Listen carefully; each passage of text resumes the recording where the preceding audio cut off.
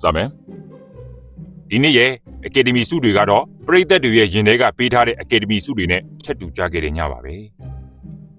2025ခုနှစ်အတွက်အကောင်ဆုံးအမျိုးသားဇက်ဆောင်စုကိုမင်းအောင်လှိုင်မှငါသေမအေးမီဆိုသည့်ဇာတ်ကားဖြင့်၎င်း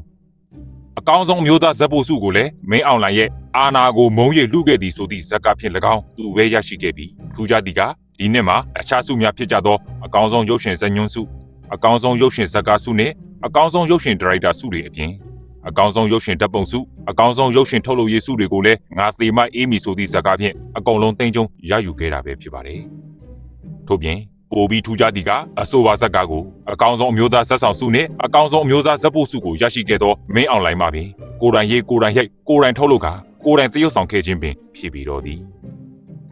ဇာတ်ကားအမည်နဲ့လိုက်ဖက်စွာအဆိုပါငါသေမအေးမီဇလန်တစ်လျှောက်လုံးတွင်ပတ်ဝန်းကျင်တစ်ခုလုံးကပူလောင်နေတော်လဲသူတူးတဲ့ကပင်အေးအေးလူလူရှိနေဟန်ကိုမိတောက်များကြားကပွင့်နေသောကြာပွမ်းပွင့်ပမာပြည်ပင်စွာရိုက်ကူးနိုင်ခဲ့ခြင်းကြောင့်ဖြစ်ပြီးသူတရုပ်ဆောင်မှုတွေကပတ်ဝန်းကျင်တစ်ခုလုံးဘလို့ပဲပြောင်းဆန်စုပ်ပြတ်တတ်နေပါစေမိတောင်ဝတဲ့ကစိတ်ဆန်းရည်လိုပဲဗျာကြည့်ရှုသူရင်ထဲကိုအေးချမ်းတဲ့ရတတစ်မျိုးပေးစွမ်းနိုင်ခဲ့တာဗျာဟုဆိုကရုပ်ရှင်အစည်းအရုံးဥက္ကဋ္ဌဦးကြည်စိုးထွန်းမှာမှတ်ချက်ပြုပြောဆိုခဲ့ပြီးကျွန်တော်အမှုပညာတက်တန်း250ရှိပြီဒီလောက်ထိတည်ငြိမ်မှုမျိုးရှိတဲ့တရုပ်ဆောင်မှုမျိုးတစ်ခါမှမတွေ့ဘူးလောကကြီးတစ်ခုလုံးမီးလောင်ပြချယုံရင်းဆန်ခတ်နေတဲ့အချိန်သူ့ရဲ့တစ်ချက်ကလေးမှမတုံလို့တဲ့ဟန်ပန်တွေပြုံးရစ်တစ်ချက်ကလေးမှမပြတ်သွားတဲ့အမူအရာတွေကရိုးရိုးတရုပ်ဆောင်မှုမျိုးမဟုတ်ဘူး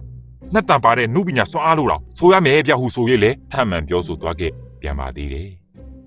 အခမ်းအနားပြီးကျွန်တော်တို့သတင်းထောက်တို့ဦးမှလည်းဒီဇက်ကားရဲ့အဓိကဆိုလိုရင်းကဘာလဲဟုအကယ်ဒမီများစုရှင်ကိုမင်းအောင်လှိုင်အားမေးမြန်းရာကိုမင်းအောင်လှိုင်မှာတည်ငြိမ်အေးချမ်းသောမျက်နှာထားဖြင့်